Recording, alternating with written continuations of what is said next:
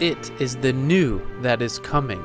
It is already in the air and everyone can feel it. The new permeates the entire life. All speak of it.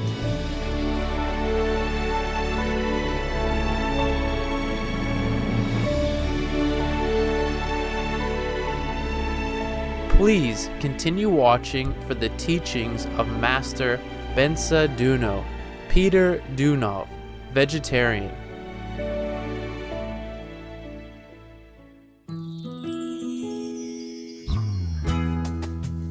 If you ever visit vibrant Bosnia and Herzegovina, the hospitable residents would welcome you with Zdravo.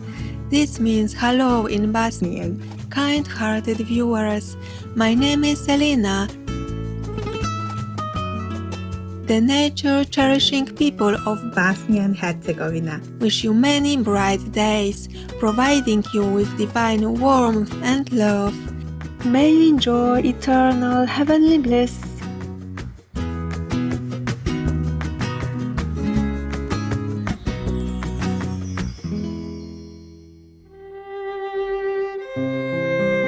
Welcome to the Conscious Life of Nature from the New Day lecture by Master Beinsa Douno, Peter Konstantinov, vegetarian, part 1 of 2 on words of wisdom. The spiritual lineage of the Universal White Brotherhood was founded by Master Beinsa Douno, also known as Peter Konstantinov Deunov of Bulgaria in 1897. Master Beinsa Douno taught that the qualities of humility, obedience, honesty, goodness, intelligence, and nobility are foremost in spiritual practice. He explained that one should walk the path of love, wisdom, and truth. The Universal White Brotherhood believes that God is in everything, in the stones, the plants, the water, the air, the animals, and the light. Following the principle of ahimsa or non-violence, Master Beinsa Douno practiced and preached a vegetarian diet. The master was also an accomplished musician and composer of many spiritual songs and compositions.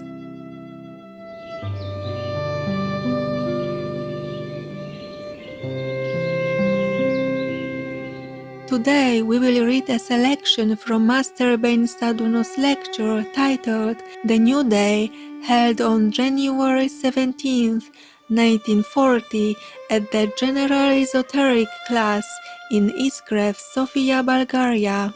In this excerpt, the Master gives insight on the functioning of both the inner and outer forces of a person and how these forces play a role in the manifesting of the three-dimensional world. The New Day, new directions in the conscious life of nature, pressure and tension, enlightened life. All conscious people anticipate something good, something beautiful in life. It is the new that is coming, it's already in the air and everyone can feel it. The new permeates the entire life, all speak of it. This expectation of the new is good, but everyone should know the way in which the expected will come. This is precisely what people don't know. Sometimes people want to receive what they expect without making any efforts. Where could the new come from? Is it from nature? It is true that intelligent nature helps people to acquire all blessings they strive for, but they must work solely to achieve them. When people come to know the forces that are at work inside and outside of them, they will be able to balance and use them for constructive purposes and creativity in life. On the physical plane, one of the person's tasks is to deal with external physical pressure. As a countering of this pressure is the internal tension. In general, the force of attraction is related to pressure, while the force of repulsion has to do with tension. When external pressure and internal tension in a person are balanced, one feels healthy, happy, and strong. If external pressure is greater than internal tension, one hardens and becomes rigid. Then if internal tension is greater than external pressure, it puts one in an unnatural state. Thus, a person is under the influence of two forces. One is outside pressure and the other is tension from within. If someone is solely under the influence of these two forces, that person would be in a great difficulty and could never be self-motivated. But thanks to another intelligent force that operates both from outside and from within, pressure and tension in the human being are regulated, and a person can take initiative, manifesting a conscious life in the three worlds: physical, spiritual, and divine. Someone may think that nature's drafts are insignificant, abstract, and they are not interesting. Misunderstood works are not interesting indeed, while the understood ones are. But whether we are interested or not in nature's works, we are forced to study them. Learning is a necessity for us to be able to cope with the tasks that life brings us. It is on earth that one has conditions and opportunities for development. The human body is the first condition that is given to the student of life. So the body is a building, a school or university in which the student is placed to study. Sometimes students think that the university is their property and professors are their friends. Such friendship can only exist when a student studies diligently. Otherwise, it cannot exist, because the professor will turn his back on the bad student and will continue his way. When the student learns well, then the professor also teaches well. It's quite a natural process. The student might also want to know more about the university, who built it, how they did it, who the professors were in the past, and so on. These are questions that should not interest you. Many people of today do not want to study the sciences that are taught in life, but ask who has created the world and in what way. These questions are important, but they are not essential to the student of life. One should first learn to perceive the knowledge that is taught and then apply it. Everyone comes to earth with some inner knowledge, but it's not enough. One should be open and prepared to receive the new knowledge that is coming at any given moment. People need to move in alignment with the new, because everything in the world is subject to constant and continuous progress. What's important for every person nowadays is to study life in three aspects: life as a science, life as an art, and life as a force, realizing that they study in the great university of earth. One after the other, professors come and teach their lessons. You understand some of them, but not all. Why? It's because they speak in three different languages: physical, spiritual, and divine. Physical life is taught in a physical language, spiritual life in a spiritual language, and divine life in the divine language. Therefore, if you want to study life well, you should know all those three languages: physical, spiritual, and divine. The physical world, represented as pressure, is related to the creation of the world through densifying. For matter to be manifested, to become visible, tangible, and suitable for creating forms, it should be densified from a gaseous into a liquid state and from a liquid into a solid state. The physical world's manifestation is a result of the pressure existing in nature. The spiritual world's manifestation is a result of the internal tension, and the divine world's manifestation is a result of the supreme intelligence that regulates both forces, pressure and tension. Without perceiving the world in its triple manifestation, someone may think that everything depends only on the material world, thus believing that it's easy to act and move in life. It is easy indeed, but for those who understand the world, not for the unaware ones.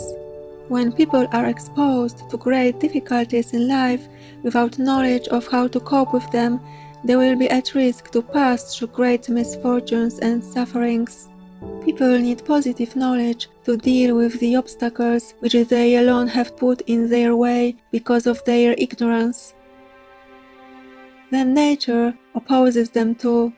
There are no greater obstacles than those that people create by themselves when they ignore the laws of life. The barriers that one encounters on the path of life stem from the lack of understanding, external pressure or outside conditions, and internal tension or inner opportunities. Pressure and tension have their sensible reasons, but as we do not understand them, we think that they are something mechanical, and as a result we have an unreasonable attitude toward them. So a person is placed between the fire of those two forces, external and internal. One is under attack both from inside and from outside, and willingly or not, that one will have to go through that zone. What should a person do to pass through it and exit without harm? You will say that only God can arrange that.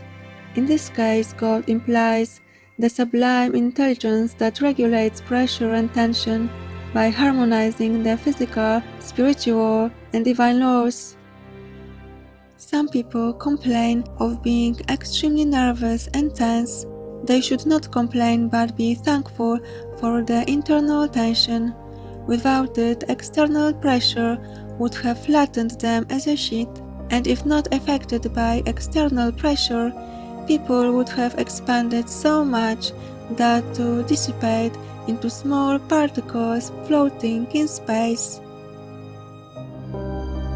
Studying physical pressure and tension, one sees that there are also psychic pressure and tension which affect the person's mental life. For example, one bad word spoken to someone can produce either physical pressure or tension in that person. If the word acts from outside, it causes psychic pressure. If a person lets it in, it produces psychic tension, and as a bomb it can explode, causing harm even to the physical body. Those who have not experienced the power of words cannot imagine the impact they could have on a person. For example, a young man returned from abroad to see his parents, thanked them for all their care, and showed them his diploma. But on his way home he met somebody who told him of his father's death. Do you know how these words could have affected the young man? They could have had a devastating effect on his psychic and physical life. Sometimes, without any evident reason, one can suffer a defeat. We have real-life cases of people who have lost their speech and motion as they were walking. What has happened to them? You might say that they got paralyzed. We say that external pressure was greater than they could bear. They befell in a difficult situation and could not handle it. This caused them great worries, anxiety and disturbance that created a strong inner tension. The two forces within pressure and tension became imbalanced. The person could not cope with them and got paralyzed. Let us now continue to read a selection from Master Beinsa Douno's lecture titled The New Day, held on January 17, 1940 at the General Esoteric Class in Izgrev, Sofia, Bulgaria. Here, the Master elaborates on the fundamental answer to one's life's sufferings using wisdom and divine power, which include good actions, positive feelings, and right thinking. The new day, new directions in the conscious life of nature, pressure and tension, enlightened life. Many people do not understand life, and as a result they encounter both good and evil, experiencing great contradictions. What are good and evil? Theologists give a specific explanation on them. Speaking in a scientific language, we say that good and evil in the world are nothing else but forces that affect people from outside and from inside. Some of you ask, is it not possible for only good to reign in the world? Can life go without evil? Some others say one should not be too good. Those people do not understand things scientifically. Evil represents pressure, good represents tension. If evil doesn't act from outside in the present conditions, in the current stage of human development, then good cannot manifest itself at all. External pressure is the reason for the manifestation of internal tension. If pressure is removed, the human being will burst into thousands of particles and will go unknowingly where in space. Two fighters are wrestling. Both are in a great internal tension. Each one of them wants to be the winner. At the same time, they exercise some pressure on one another. Therefore, in their struggle, they produce external pressure on one another that counteracts the force of their own internal tension. This example symbolizes the struggle between external conditions and internal opportunities in people. People can never be happy until they come to a new sensible understanding of life and nature, becoming aware of the significance of those forces that operate in them. You hear somebody say, I do not want to have this and that hardship. That shows a mechanical understanding of things. Hardships cannot be eliminated in a mechanical way. The deepest reason for a hardship is hidden in one's incorrect attitude toward things. Therefore, if an external problem is removed in a mechanical way, soon another problem will appear. If there is a lack of understanding, difficulties will always exist. When ignorance is removed, difficulties will be eliminated too. For example, if someone walks in the street and does not care enough where he steps, he could fall and hurt himself badly. Then he gets angry and looks for the cause outside of himself, saying that the world is bad. The world is created wisely, but people do not always act sensibly. One should be wise enough to live properly without having great difficulties. By not behaving right unwittingly, people attract sufferings to themselves. In this sense, sufferings represent pressure or depression. If you are not very cautious and touch a hot stove, you will burn your hand. The burn itself is nothing else but pressure. You receive something from outside while giving something from yourself, but you give more than you take. So when the exchange is not equal, suffering emerges in one or another form. You should observe the law of equal exchange to avoid sufferings. As much as you give, that much you will receive. The more you give, the more you receive. If you give little, you will receive little. Many people's affairs do not go well because they do not apply correctly the law of equal exchange. For example, some people give little but want to receive plenty. Other people give abundantly but receive little. Both situations are not just. Equal exchange must take place physically but also psychologically. If there is not a fair exchange in the people's relationships, they will be exposed to great discords in their physical and psychic lives.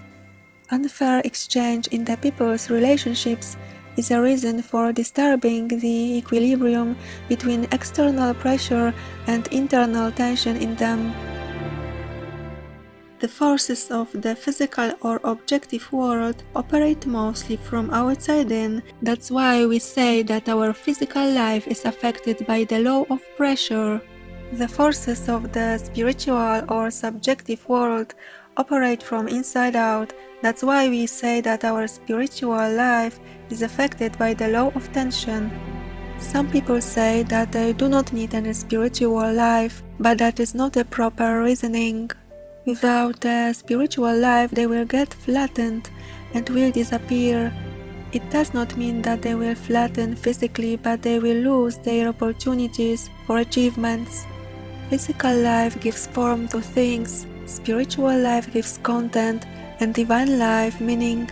That is why a person can go neither without physical nor without spiritual or divine life. Physical life deals with the forces of pressure, spiritual life with those of tension, and divine or intelligent life regulates both forces of pressure and tension, bringing balance to life. Only when those forces are balanced, there are beneficial conditions for development. If there is a fire in a hall full of people, all will try to escape. However, the wise one can foresee the fire and take precaution beforehand to prevent it. Those who cannot foresee things will panic when the fire blazes, and only then will look for water to put it out, but until then there will be much damage and harm. The source of intelligence inside a human being can easily cope with any obstacles. Wisdom balances the forces of nature. The city of Chicago was burned in the 19th century by a fire caused by the carelessness of a citizen. The man was working in his shed. As it was dark, he lit the candle.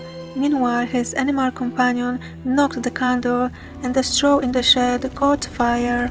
The man could not extinguish it quickly enough, and because of the strong wind, the fire spread, seizing the neighboring houses, and soon it took the whole town.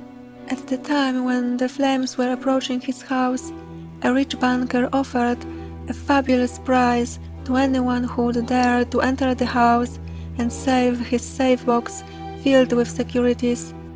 Everyone refused with the words, "The fire is coming." When all is in flames, things lose their value. When pressure prevails in life, nothing works.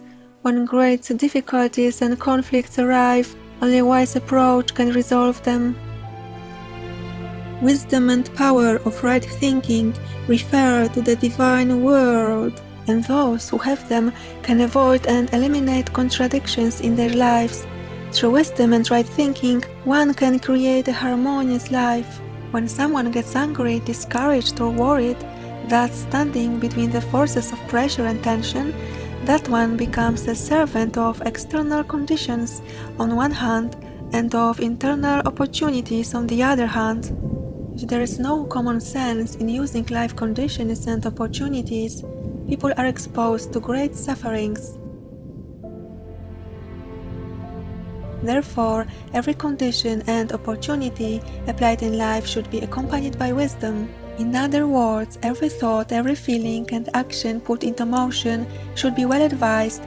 A person may have a good conditions and opportunities available, but if not being wise, that person cannot achieve anything good.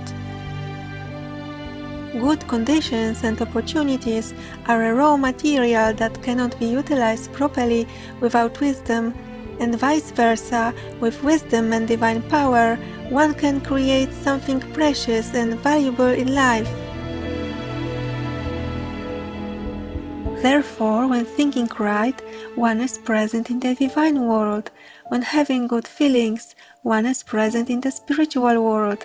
And when performing good actions, good deeds, one is present in the physical world. Moreover, the laws of physical world exclude and deprive of citizenship those who do not have good actions. The laws of spiritual world exclude and deprive of citizenship those who do not have good feelings, and the laws of divine world exclude and deprive of citizenship those who do not think right. Some people, when they lack good actions, positive feelings and right thinking, justify themselves saying that the world is created in this way. That is not true. Everyone should ask themselves what they have done so far and what they can do right now. Some people say that they have been praying for 30 years. It implies that they have been in a kind of university, so it is important what they have learned during that time. Others say that for 30 years they have been trying hard to resolve their life issues. And what have they learned from that? Making efforts without getting results, that is not science. It makes sense to try to solve certain issues, but only if you get some results at the end. Still others say that they have been working for 30 years. But what have they achieved? Without reaping something real, they will say to themselves that they are not gifted, they do not think right, and so on. Such self-condemnation is not productive at all and does not contribute anything to one's well-being. Insightful viewers, we appreciate your presence for today's words of wisdom. Coming up next is Creative Endeavors during the COVID-19 lockdown, part 2 of 2, right after noteworthy news. Please stay tuned to Supreme Master Television for more uplifting programming. May you enjoy the good fruits of your thoughtful, wise approach to life in God's splendor. Vegan, let's go there, man.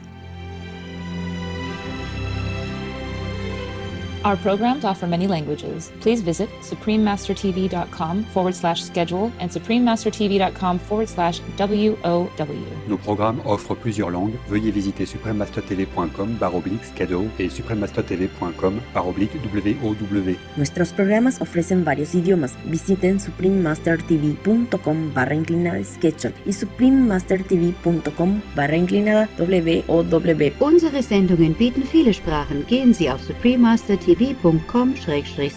und suprememastertv.com/WOW.